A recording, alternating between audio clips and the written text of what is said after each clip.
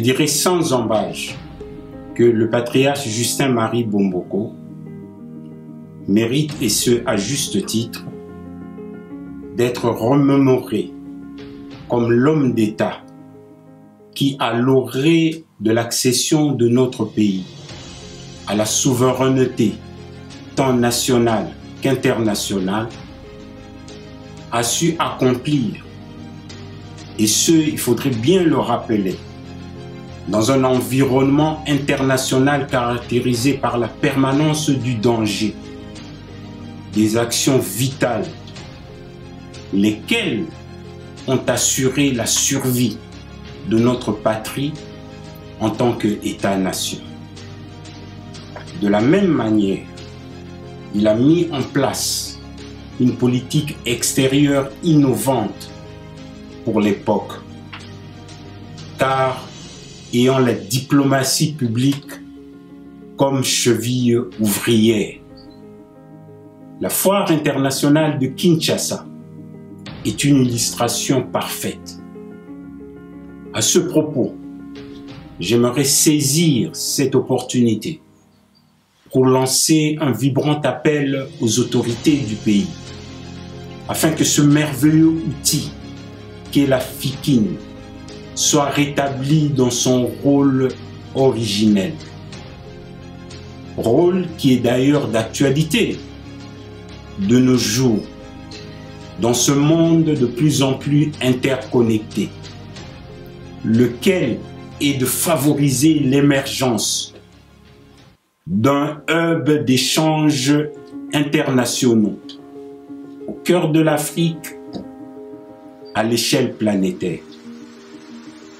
Aussi, j'aimerais souligner que la foire internationale de Kinshasa ne saurait être réductible en un lieu de villégiature, car, soulignons-le, c'est la clé de voûte de notre politique extérieure.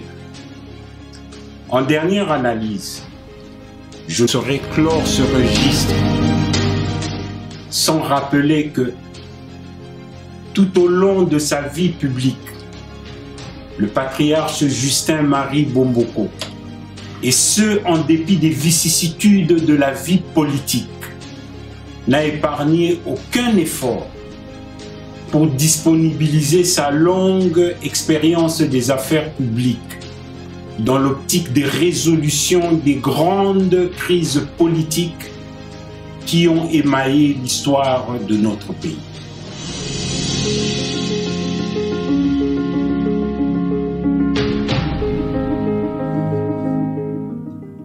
C'est sans conteste une certaine idée du Congo. Un Congo qui doit être construit dans un cadre national, favorisant la paix, la stabilité, l'harmonie dans cette mosaïque de peuples que constitue notre nation.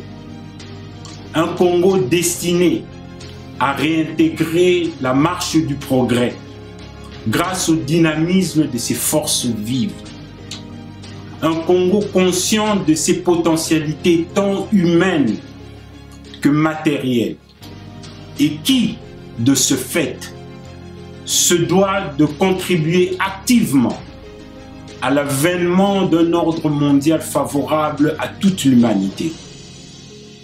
Un Congo qui a vocation à rayonner dans le monde. En somme, un Congo performant, du fait de sa résilience face aux défis de notre temps.